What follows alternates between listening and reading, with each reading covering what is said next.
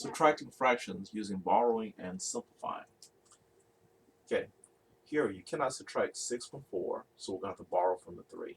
So we'll make the 3 now a 2, and the borrowed 1 will go next to the 4/8.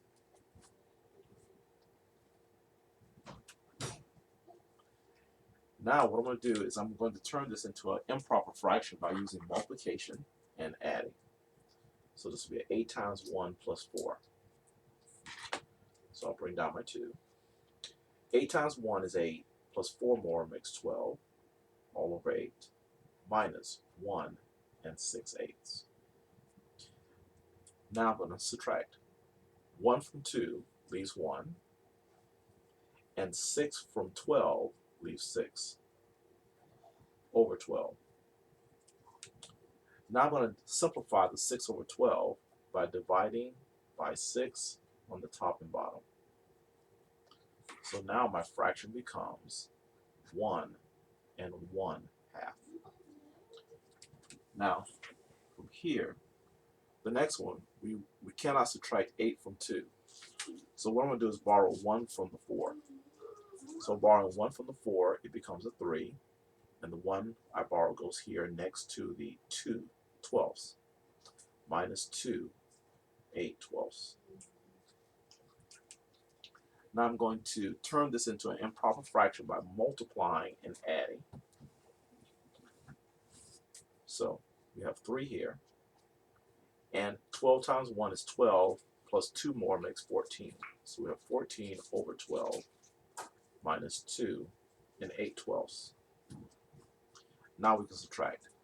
2 from 3 leaves 1, and 8 from 14 leaves 6. So now we have 6 over 12.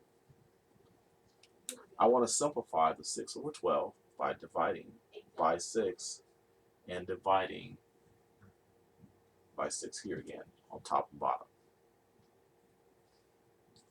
So what we end up with is 1 and 1 over 2, or 1/2.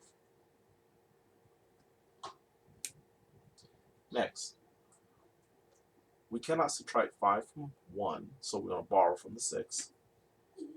The 6 becomes 5, and the 1 that we borrow goes next to the 1/6, minus 3 and 5/6.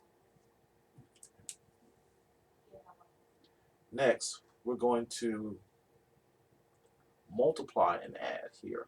So multiply and add. So what we end up with is the 5 here. 6 times 1 is 6, plus 1 more is 11. So we have 11 over 6, minus 3 and 5/6. Okay.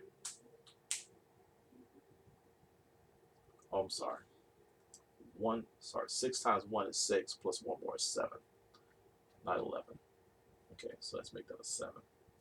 All right, 7 over 6. All right, now let's subtract. 3 from 5 leaves 2, and 5 from 7 leaves 2 over 6. That can be simplified by dividing by 2 and dividing by 2. So what we end up with is a 2 and 1/3